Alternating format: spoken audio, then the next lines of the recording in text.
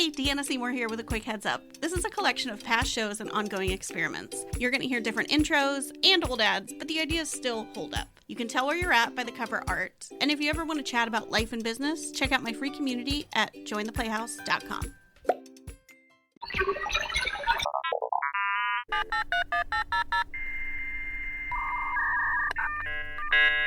Hey, what's up? I'm Deanna Seymour, founder of the Playhouse and collaborative growth strategist, and I wanted to have a conversation with people about the robots. I mean, AI is obviously a hot topic these days, and I see people who absolutely love it, maybe some people who are obsessed with it, and I also see videos about the data centers popping up everywhere and what it's doing to people's drinking water and towns, and I'm still hearing that I better get on board or I'm going to be left behind.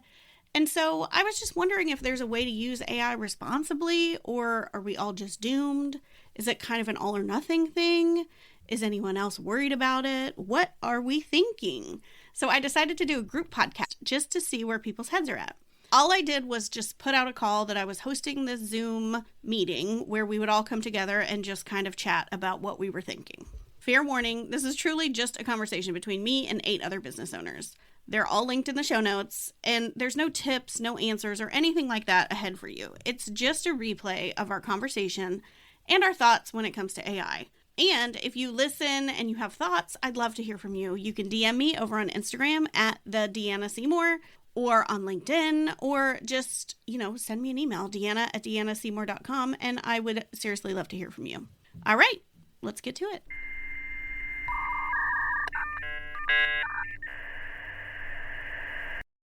I really just want this to be a conversation. So nothing profound. We're not here to hate the robots. It's okay if we hate them a little, or, we're questioning what we're seeing. I feel like a lot of people loving them, maybe some people hating them. I'm just here to talk about what we're thinking. Yeah, just an experiment, conversation, no real expectations. All right, so this is a big one just to start us off, and then we'll just go in whatever direction we want to. What is one of your concerns when it comes to AI? I want you to just pick one, because I feel like we have lots of people here. So then as more people go, I'm sure we'll say more things. And I'm sure maybe you have more than one concern. So just start us off. Okay, Sarah, what is one of your concerns about AI? For me, it's definitely environmental impact. That's something that I've been hearing a lot about. It uses so much water, and how there's this place that's supposed to be like a park, and they're building this whole data center on it. I have read an article that was about how you can also have AI things, but it's a lot smaller, and it doesn't use all that energy and stuff and resources. It was about how, I don't remember the country it was in, but it was a country where they have a lot of malaria, and they also have a lot of fake medication. So either medication has poison in it, or it just doesn't have any active ingredients. And this guy, I think he went to Yale, and he actually took some of the wrong medication himself because he got malaria, and he built this self-contained AI thing that pharmacists now use to scan the medication to know that it's the real stuff. So I feel like that's helpful. Yeah. And in the article talked about how it's very limited, it doesn't use all those resources. So I think that's relevant, but I don't know, it bothers me that everyone is now using it, it seems. Everyone is using it for basic things. Yeah. To write emails and things. You could do that before, we didn't need all that stuff.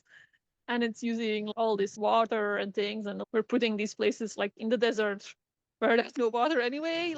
Yeah.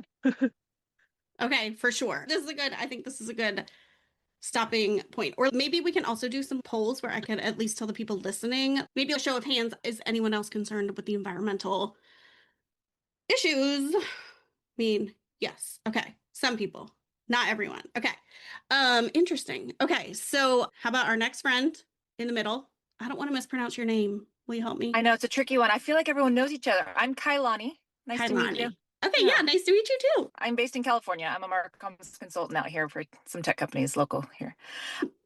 Yeah, but I just wanted to mention, I'm sure everyone is already feeling this and experiencing this, but I really am worried about us losing our creativity.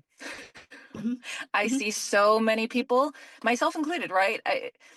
looking to AI for certain things that I used to love doing and I'm good at and I should keep doing. So I'm seeing a lot of actually creative. So my sister is a singer-songwriter. She and her husband, they're actually touring in Europe right now. And she'll use it to write her emails, or she'll use it to, I mean, it's just random things that for her it's a time saver. But for me, I feel like she's losing some of that just basic creativity or basic, some simple functions that you should still want to cultivate and keep sharp. So I'm worried about the creativity aspect of it, for sure. Yes. Okay. I love that you said that. I mean, so far you guys are going in order. It's like we planned this, but I put in parentheses environmental, creativity. Yeah. Like we're going in order of what I know, but also to Sarah's sort point, the environmental impact as well is so scary. I mean, the amount of data centers that we're seeing pop up or permits requested to pop up out. We have friends out in Tennessee and just across the U.S. It's really scary to see the amount of power it's needed and then what that's going to take and it's it's frightening, but we're all using it, right? It's we're contributing to the problem. And Yes. companies are requesting that we contribute to the problem. For a lot of companies it's being mandated and or rolled out without enough training. I mean, that's another issue, is the lack of training. And but yeah, sorry, I'll stick with just one. I'll focus on the fact that I feel like we're losing our voice. I said recently in a LinkedIn post, I was like, don't beat Ariel. I feel like AI is Ursula and we're giving our voice to her. And don't do that. So I was like, I'm going to make shirts that say, don't be Ariel, say no. Bust that little seashell. We can say no to AI for certain things. Yeah, yes, for sure. Okay, well, let's just do another little poll, show of hands. Who has noticed maybe their creativity getting stifled or going away, or is it getting harder for you to be creative, or do you have to be intentional about not using it? Did anybody else feel like they were kind of using it too much? I feel like I started to, because I was like, okay, I'm just gonna do this real quick. I'm gonna do everything real quick. I'm gonna do everything real quick and not that good. And then I was like, wait, hold on. And also was doing things kind of like you were saying that are usually fun for me. So I'm like, wait, why am I trying to like speed through this thing? I think it's just because we're all doing so many things. So, okay, awesome. Well, thanks for sharing. All right, Alex, what's one of your concerns? Yeah, thank you. I'm not sure how much this overlaps with Kailani's creativity, losing creativity, but one of my biggest concerns, because I'm in software development field, over the long term, I'm concerned about losing skills. So the one thing that I tend to say a lot when people ask me about AI is I think that AI produces slightly worse than average whatever you're asking it to produce. So if you're asking it to produce code, if you're a software developer, it's going to produce slightly worse than average code. And if you don't know anything about coding, that's going to be a lot better than what you can make yourself. And if you know a lot, it's going to be worse, right? But so what I've been seeing some like junior programmers or junior developers, people just starting to learn how to create software, use AI, and then I'm worried that they're using it and they're getting right up to like that midpoint and that they're not going to get any better. And for AI's sake, there's like the concern that maybe AI will not, like we can't make anything better. Like over time, the average will come down if no one's actually going to be keeping up these skills. I'm seeing it from the software development side. I assume it applies to, something like copywriting, which I'm much worse at, or marketing, or anything, any of those creative fields. There are skills that need to be developed. To Kalani's point earlier. So yeah, that's my one thing.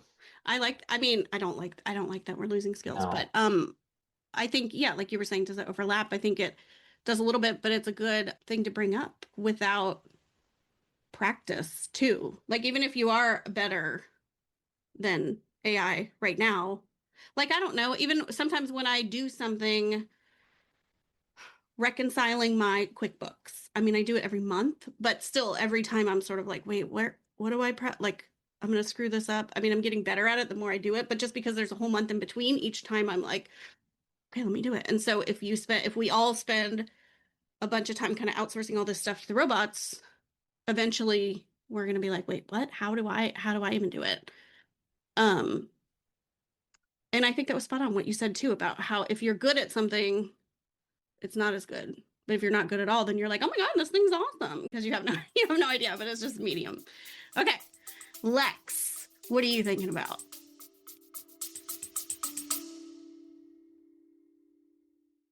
Hey, what are you doing on Thursdays? Want to come hang with me inside the Playhouse? It's part networking space, part creative clubhouse, and part, oh, thank God, other weirdos like me. And until July 2nd, you can join for just $150 per year. Head to jointheplayhouse.com to check it out. See you next Thursday.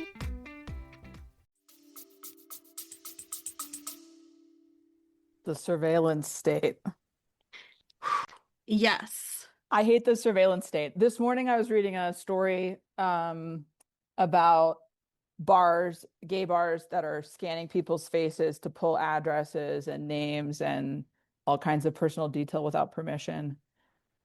And I have always seen consumer AI as the distraction from the military industrial complex to make us feel okay with things like our faces being scanned at the airport and, you know, the network of flock cameras in our cities and the coordination with police and the military. And I think that's terrifying. Mm-hmm. Mm-hmm. Well, one question that you had brought up, because I had asked people if they had any questions before this, was we're going to get to for sure. It's on the list. But who do we trust when it comes to AI?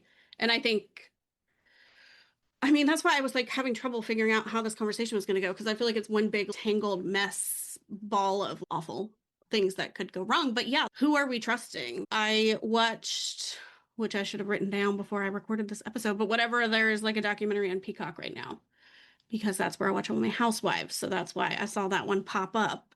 And just some of the people talking about all the amazing things that AI can do.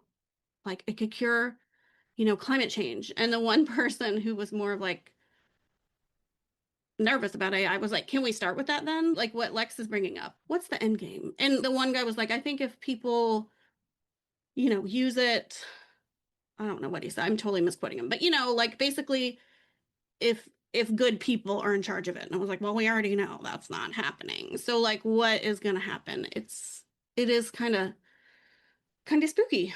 And what Sarah was saying about the environment, I'm just watching people's water from around these data centers, and now Aaron Brockovich is back on the job. I'm like, yes, girl, get it. Obviously, I'm like, what? We're supposed to feel like you have our best interest at heart, and this is our drinking water, and they're like, you're fine. It's gonna be awesome. Just wait a second. It's gonna be totally awesome. So anyway, sorry, I'm rambling. Okay, Tori, what are you thinking? Okay, so obviously I use AI in work all the time to help me with like little things, and I totally agree that it does a mediocre job. If you want it done, like you know, they say like you can have it done fast, cheap, or well, and it'll do like two of those. You know what I mean? So like it won't be well, but it'll be like fast, which like time is money, so cheap. So that's kind of like what you're getting. But what I was thinking about is using it in my personal life and how that's impacting my creativity, I guess. So like I recently moved this year and I've been in this new house for like a month, and I took a picture of my bedroom and put it in ChatGPT and said, "Can you give me back a picture of like this is the vibe I want, like boutique hotel, like how should I change this, and give me back a photo." And it gave me back a photo, and I was like, "Oh my God, this is exactly this is perfect. I'm going to make my bedroom exactly like this."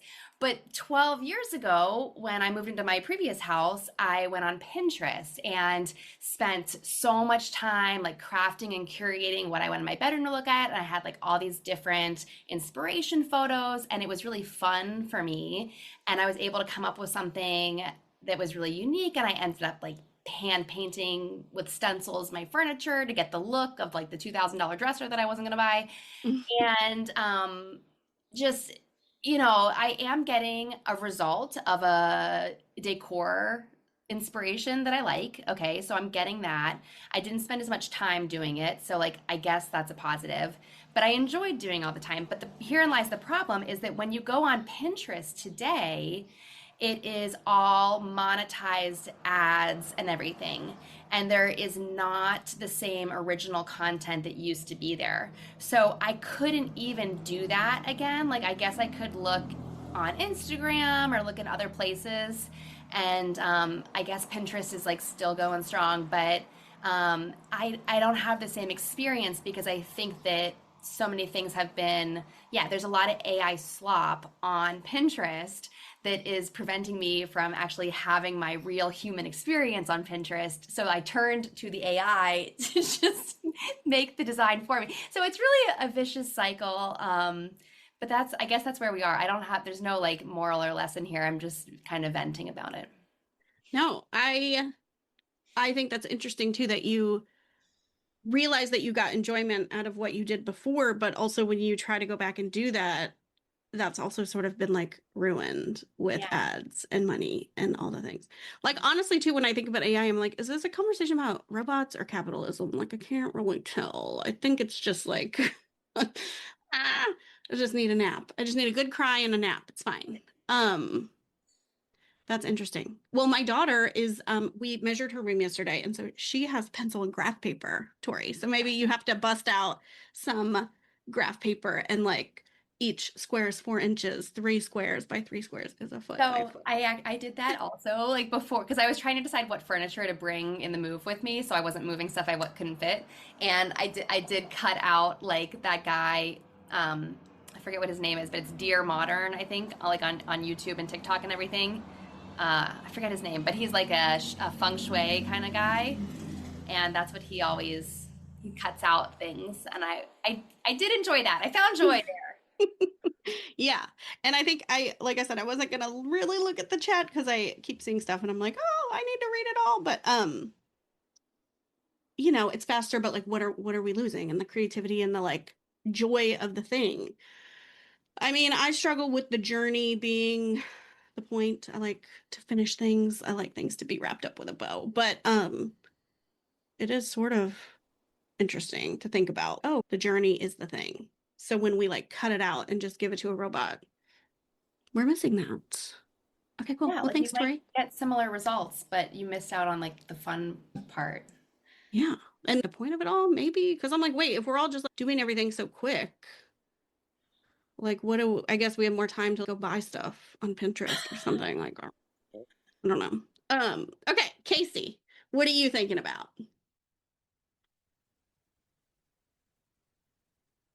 Oh, wait, I can't hear you. I blame a robot. So rude. Still not? No, now we can hear you. Oh, okay. Yay. I'm so sorry. I knew I would ruin this. You ruined everything, Casey. Everybody, let's just close our laptops. Bye. The whole thing's canceled. Try to have a human conversation. I should have been chatting with robots this whole time. They would be unmuted. Just kidding. This is why they're going to win and destroy us because of people like me. No, I think my worst fear is with everything, like the internet, I mean, money, everything. Like, humans have such a hard time with thinking about complex things and deciding like, oh, there's a good use for it. And then this, I don't know, should we talk about it and figure it out together? Nobody did that part. It was just like rich bros did the thing. And we're all just like, oh my God, it's the best thing ever. Shiny, happy. It's just so human. And we have evolved, but we still cannot handle shiny new things or things that just give us dopamine hits. That's what we did with the internet. Like, think about how useful the internet is and like how you can't even go a day without using it for something now. But and it's still a hot mess, but like when it first came out, everybody was just like, I mean, you guys are so much younger than me, but getting my first email address in college was like so amazing. And it was just like, and what did people do with email? They started sending naked pictures and turned it into porn or whatever, right? You know, like, but we just go overboard with every new thing, and we just have to learn to think about things critically. And so that's what I think that's what bothers me the most, that it's just going to continue this divisive thing that we already have going. And it's just going to make more porn. It does too much. We just do too much. We just do too much. I'm always like, I just want the original Instagram before Facebook bought it. I'm always like, can we just go back to you're all caught up on our feed and it was just our friends and there was no ads and nobody was like giving me 3 tips about my business and there were no videos. And those filters, which looking back were like, wow, we thought those were so cool, but I don't care. I'll take them back. I'll use Nashville again if I have to. I want it back. Anyways, yes, you're right, Casey. We just turn up the volume so high we blow the speakers. We're so hype. We're like, oh my God, this is so cool. And this time and we do it all the time with stuff, but this time it could really be like, this could be it. And you know what? If a robot, I mean, in so many ways this could be it, but like, if the worst thing that everybody's example is like the robots, are like good, bad, humans, bad, and just blow and kill us all. I'm kind of like, well, you know what? Some of us did our best. Some of us are morons, and maybe we do need to be wiped off the face of the earth. I don't know. Sorry. You guys are probably like, she's a therapist? Like, okay, we're going to just remove Casey from the conversation now. She took it too far. She turned up the volume too loud. She blew the speaker immediately. Just kidding. No, I mean, it is scary. I think it's scary. It's scary. Okay, so Casey, you kind of brought this up. You were like a good segue into saying like, is there nuance? Maybe could it be good for some things? Is it good for anything? Where do we stand in this room? Do we all hate it? We're using it a little. I personally am trying real hard to not use it. But then I start thinking like, well, I feel like I used Cast Magic for my podcast a long time ago. And I'm also like, is Descript, does that count as AI? Because it's putting my podcast in there and turning it into this transcript that I can then like where into everything. Sorry, I went out of turn. You're fine. No, but you know how it's everywhere. Like every app that you use, everything. It's like, I'm sure they already have it integrated into fridges and appliances. You know how it's just like you cannot go anywhere without somebody saying, we have an AI as part of our thing now. Mm-hmm. Well, I think too, like, I guess there's a difference, and this is like me gonna totally admit that I did make a point to watch that documentary on Peacock before today and not take any notes or even know the name of it. So there. I guess I do need a robot to tell me what to do. What I was gonna say is I lost my train of thought because I was making fun of myself. Oh, I guess some of it is contained. Is there some AI that's a little more self-contained? And then there's the language learning model or whatever. Is that the bad one? I don't know. Is Descript have some big data center that I don't know about? Is it Descript doing that? When I do my podcast and transcribe it, is that bad? We've turned on the transcription for this. Is that AI? I guess what I'm saying is, where's the line drawn and where I guess people need to decide? Whose job is it to decide? Who has our best interest? I don't know. Sarah, what are you thinking? I suppose this is what I was also saying before about the malaria stuff. That makes sense, right? It helps people. And also, there was a study that showed that if you show the specific AI-trained breast cancer scans from people, it detects problematic bits of tumors like 5 years before a human would, and it would help, obviously, with people's chances at recovery and stuff. So I feel like that really makes sense. But yeah, like you were all saying, it's everywhere now. Like, yeah. Sometimes I'm like, can it do the things that it's saying that it could do? Like that person saying, can we just start with climate change? Because I'm like, oh, I feel like when I talk to the robot, that robot's not going to be like smarter than some breast cancer doctor in my experience with the robots. I'm like, are we sure we're talking about the same robots that would be able to do all this really complex stuff? Or like Lex was saying, or is it just giving us those promises while it's like, we're going to scan your face on the way in to this establishment? I'm like, what's going on? Anyways, okay, Alex, what are you thinking? I actually wanted to respond to what you said. Is it,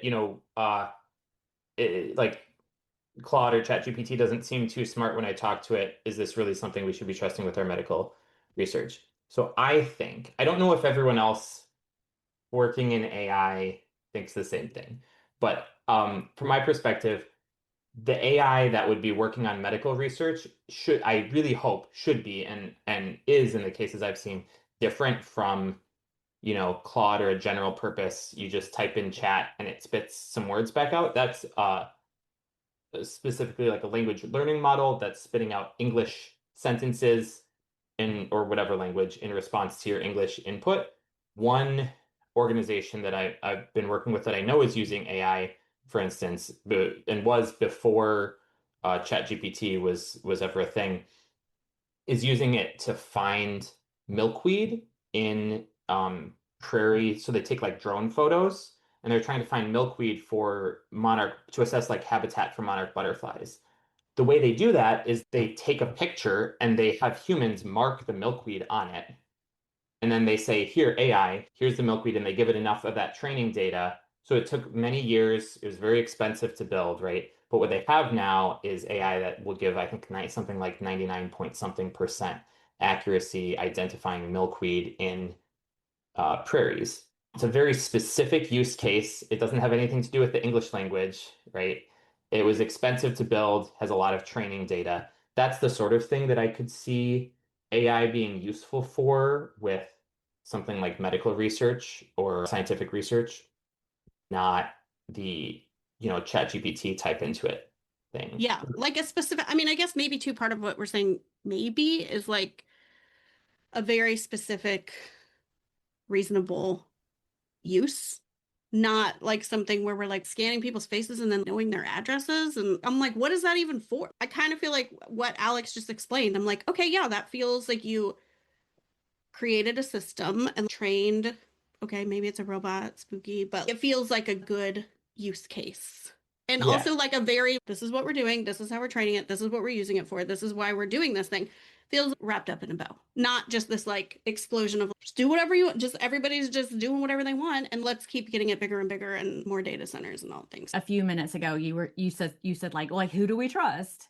Mhm. And it's like, well, I don't know. I know for sure we don't trust the people who are in charge of these big companies, right? AI and whatever the other one is, the chat, Anthropic and whatever. We have to learn the thing that I was talking about before, that we have to trust ourselves. It's like driving a car. Like we have to learn how to drive a car. Cars have been around forever, and it's really cool to have that.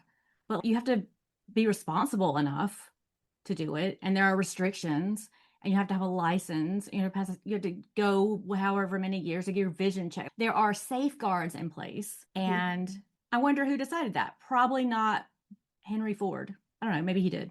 But we have to be able to think about this stuff and decide together, and I think people are doing that. I think there are the people who are protesting about them building data centers in their rural area where they are already struggling. That pisses me off so much, that this is another thing being used to exploit people who already don't have a voice. It's just so gross that they're like, oh, let's take this poor community where they have some land, but they don't, and we could take their water. Like, what, do they really need water, clean water to drink? Come on, right? And it's so disgusting. Agreed. Okay, Alex. You were talking about, and actually, Casey was talking about this as well, the who do we trust bit. The case for scientific research seems like, well, we have this thing and it makes sense. And I think there's two parts to that. One is the capitalism bit that everyone's been mentioning. Who is this really for, right? I think that you can have a well-defined AI system that's for a specific purpose, and the purpose is terrible for society, right? Something like mass surveillance, like Lex was saying. But there's another aspect, I think, which is how well defined success is. So it's something like ChatGPT and Claude. You type in some words and you get some words back, and who knows whether the words are successful or not. You just sort of look at them and you're like, that looks good to me. And that's the definition of success, is that looks good to me, which is I think a dangerous definition of success, as opposed to a definition like, is this milkweed or not? Was the disease cured or not? Any number of scientific or medical applications, or literally for anything, if the output, like how machine learning works generally is you need a success and a failure state to tell the computer. And then it will learn over time, this is success or this is failure. They trained machine learning models to play video games, because either the video game was won or lost. Mm. So there's a clear success or failure state. And I think with these general sort of chat-based AI, the success and failure state is really ambiguous and is just defined by your own bubble of what you think already. And I don't know, that seems dangerous to me, but Yeah. just wanted to Yeah. separate those. Yeah. I guess too, when I was talking earlier, when you said the milkweed thing, I was like, that seems specific, but I think maybe I was also not realizing, but that is part of it that I was thinking, oh, well, maybe that would be okay. Cause like, it just feels messy and ambiguous and just like it's taking over. And I'm like, what are we even doing with the other stuff? But when it's very specific, it feels more reasonable. And Yeah. also if they were like honest, like, well, we're scanning your faces so we can find out your addresses so that we can harm you, then we would all be like, we don't like that one. No, thank you. That one's over. It just all feels a little weird. Yeah. Yeah. Wishful thinking. Okay. Here is a question that I think I'll tell a little story if that's okay. But here's my question. Have you been skeptical about it the whole time, or is your skepticism getting better or worse? Or like, how are you feeling? I feel like I wrote an email essay about this a while ago, but Casey was there with me whenever I learned about Claude, aka I was calling him Clyde by accident in the beginning. When we learned about it at a little retreat at a beach house, and we were both like, oh my God, Clyde, this is so cool. Because we were just like, ChatGPT is sort of bonkers. And then we're like, okay, Claude, we see you. You're a little better. You sound more like me, whatever. And then I just feel like it's like a little roller coaster of me being like, no, this is crazy. I don't even want robots. And I was like, I guess everybody else was doing robots. Like, I better learn about them. And then I did. And I was like, okay, cool. And then I was sort of like, ooh. And then there was like another blip on the radar where I was like, everybody has a GPT. I should make a GPT. I don't know. People making a GPT. And then I was like, ooh. So I made GPTs. But then I was like, I don't want to give money to this company. And so my timeline has been like, I don't want it. I feel pressure. Okay. And then like, oh, okay, I'll try to get back on board. And now I'm kind of like, hate it. So I'm just wondering if anybody else has had a similar journey, or where you're at now, if you've always been a fan, if you're still a fan, or if there's something that could change your mind about it. Like we're just talking about our little journeys. All right, Sarah, what's up? I feel like you probably already know my answer. Like I have now used like these things if I could possibly avoid them. Like I have always felt about that the same way. So yeah, no. Always never a fan. Nope, never. Yeah, I think my time with Claude, Casey put in the chat, we were like, oh my God, Claude's gonna change my life. We were like joking a lot, but also using it a lot. And I mean, just as an example, one of the things that we did during that weekend retreat was sign up for like Podmatch. And I feel like we used Claude to be like, okay, what are we going to talk about? And I feel like I had no idea what my profile even said. We were like, oh yeah, that sounds good. Yeah, we sound legit. Like, yeah, I'm going to talk about building community. I'm going to talk about this. Because we just put all our stuff into the machine, and then the machine was like, here's what you should tell the people on Podmatch, which I probably could have had conversations about any of that stuff. But honestly, I just was kind of like, wait, what? Like when I got home after the like robot hangover wore off, I was like, wait, what does my Podmatch profile even say? Because I feel like we had just done so much. Yeah, I don't do Podmatch anymore either. And I wonder if part of the reason is because I never actually did it. Like I didn't sit down and be like, what would I like to talk about? And honestly, Casey, we could have chatted more at that retreat, but we were both like on our laptops being like, oh my God, Claude. Ooh, listen to this. Claude said this. Wait, Claude? Now I'm like, wait, Clyde? No, Claude. Anyways, I think that goes back to the conversation we were having about creativity and like really putting yourself into it, but also kind of knowing what you're even talking about. Sometimes I think if you like let it write your emails and send the email, then later someone's like, oh my God, I loved your email. And you're like, what? Oh, what? What'd I say? What did the robot say? So anyways, okay, Tori, what's your journey been like? Okay, so I feel like there's always people who are resistant to change no matter what it is. And I feel like that can really hinder your growth in your career and your opportunities when people are like, oh, I don't want to do that because it's different. Like people were like, I'm not doing social media. Ugh, like whatever. I'm going to stick with my direct mail campaign. So, you know, I think that people who are really resistant to change, it's not a good look. I think it just puts you in a negative space of like, I don't want to try anything new. And so whatever the technology is, I mean, think about there was people who didn't want to do email. There was people who didn't want to use the phone. There was people who didn't want to like do all kinds of things. And so things progress. And I don't know that AI will stick around in the same way that it is now as like the phone was, but look at how phones started, and now you barely use your phone to make a phone call. It's so different, but we use our phones way too much all the time, right?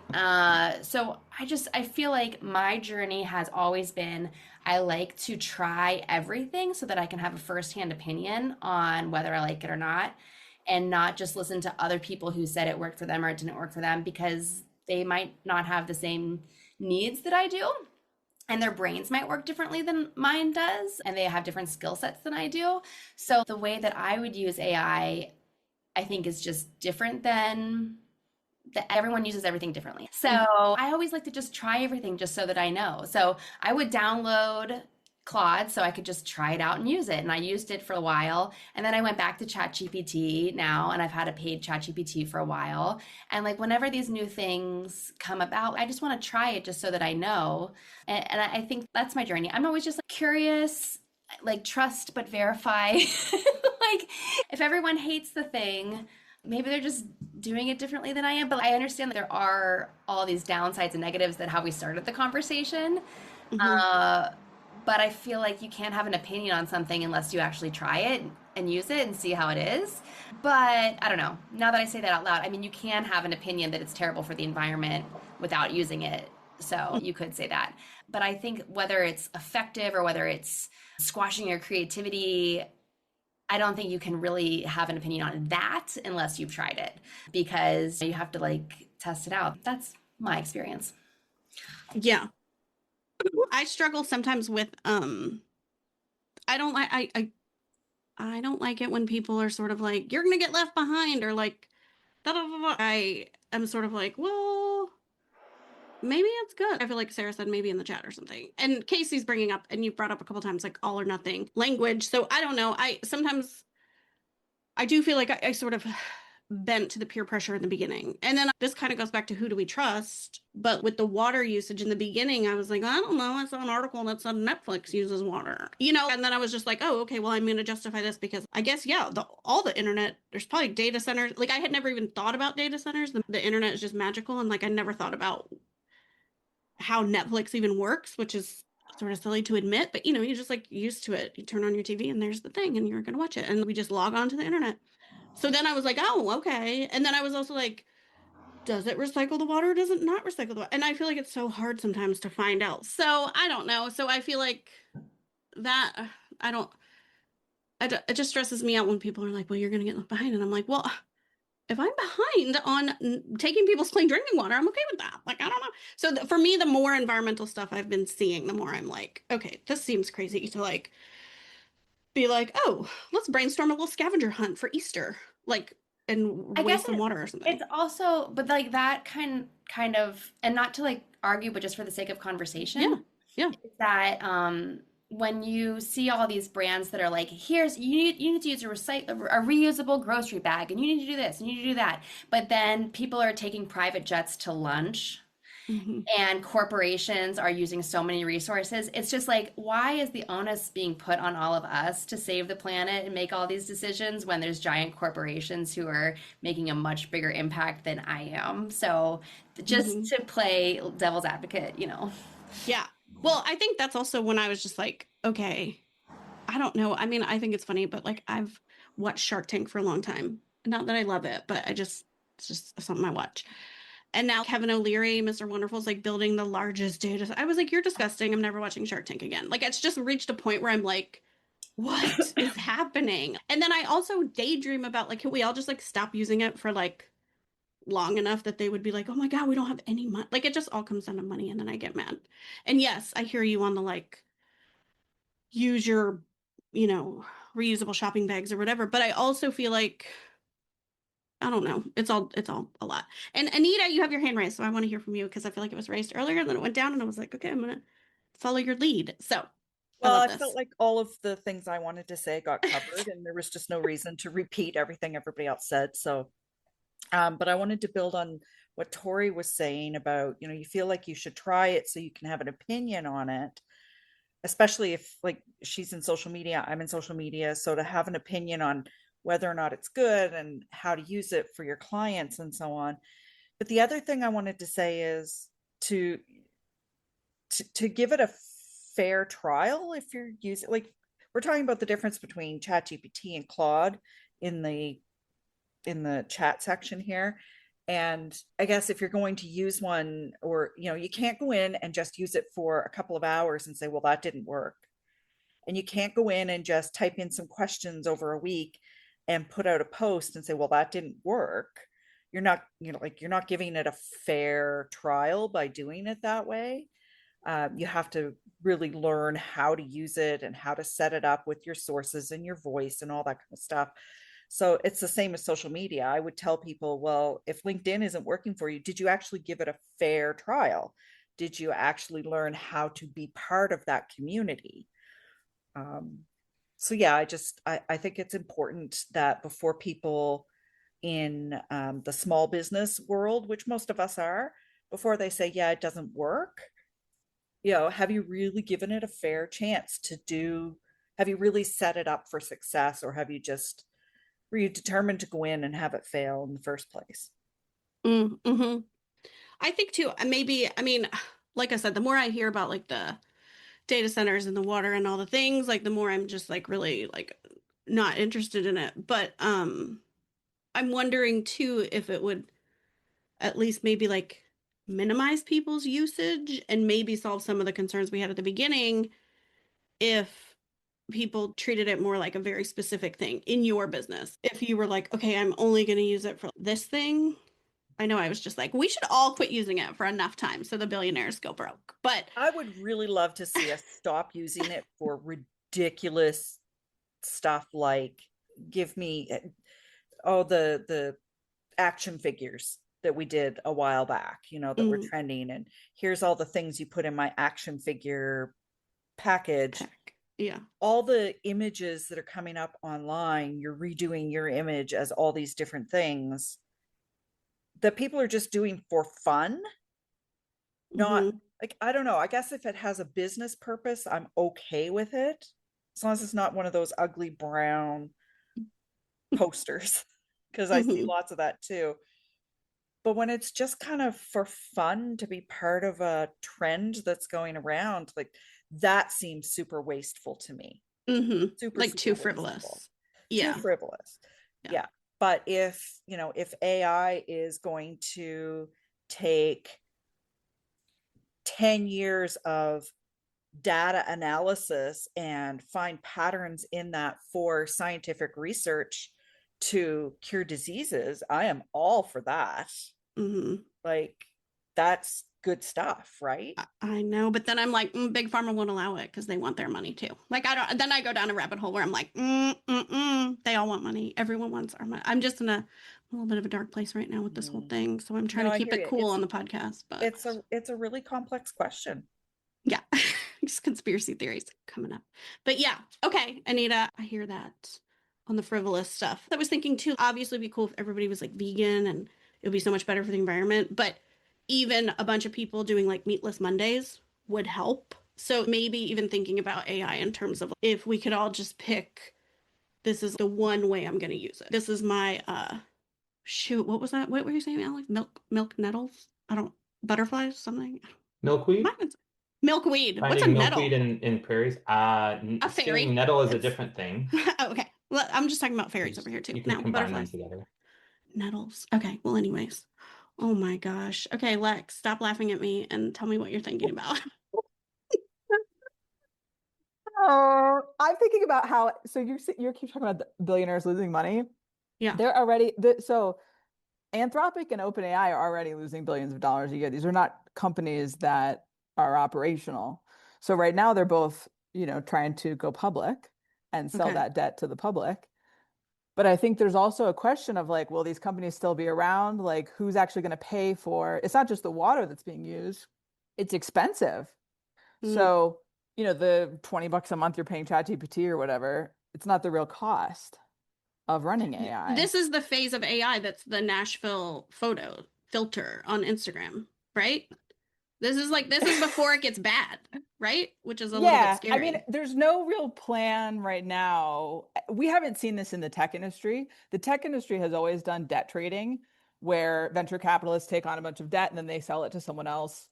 And that's sort of how the tech industry has been built for years. But eventually those companies like Google and Facebook figure out a way to make enough money that they're at least break even, if not profitable.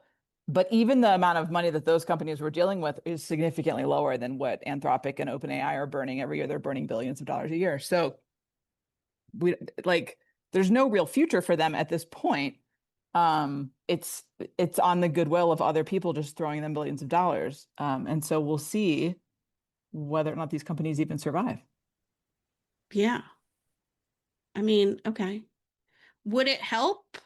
Would it be worse for them if people didn't use it? That would be worse, right? I honestly haven't looked at the number of like what consumer revenue is for these companies, but I would bet that it's pretty low compared to other revenue, like from other businesses or, military contracts and things like that. Yeah. I would guess that they're getting most of their money from the military, militaries worldwide, followed by like enterprise businesses, and consumer spending is actually probably pretty negligible. But regardless, the combined revenue is not significant enough that they're even breaking even at this point. Yeah. Well, okay. But they're just thinking eventually they will make money? Or like, what is it? Power? I mean, how bad is it? This is why I asked who you trust, because Casey, were you the one who mentioned the AI con? Emily Bender and Alex Hanna's book. There's lots of academics that have been warning about that it's basically a con. And so if you believe that, then it's basically like, Sam Altman and the Anthropic guy, they're just going to try to get an exit and leave someone else holding the bag, which is what tech founders have done forever. So yeah. And I think what's scary now is that that's now going to be put in everyone's 401k. Wait, what does that mean? I was like, good point. And then I was like, wait, what? What? Because they're going to go public. So Anthropic and OpenAI. In our 401k. Okay. Right, you can tell how financially savvy I am, everyone. Like it will be in a index fund. Index fund. Oh yeah, I was totally going to say that. I know some words. I know a thing or two about nettles and index funds. Don't worry about it. Oh my gosh. Okay. Let's see. Let's finish with this one.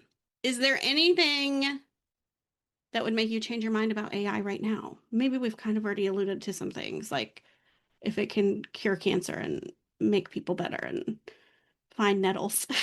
Just kidding.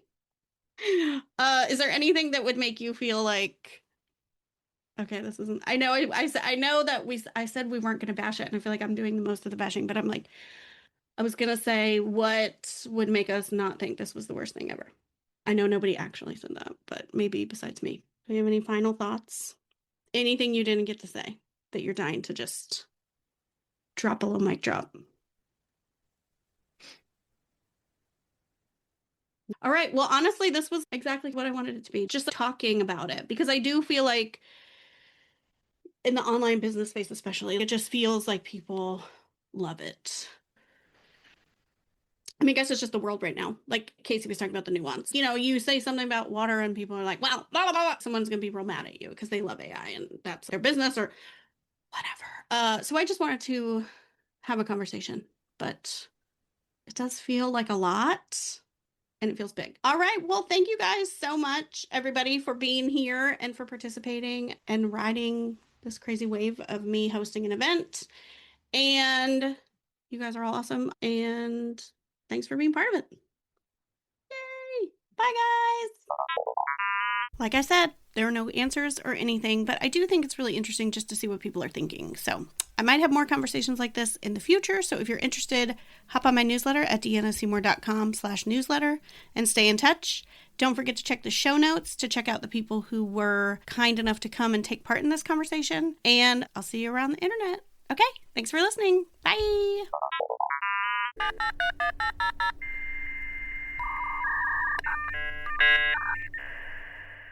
Guess what? You're invited to our next Playhouse networking party. It's free, there's music, fun questions to break the ice, and absolutely no one will be pitch slapping you. Head to jointheplayhouse.com/party and we'll see you there. Oh my gosh, I love these 80s vibes.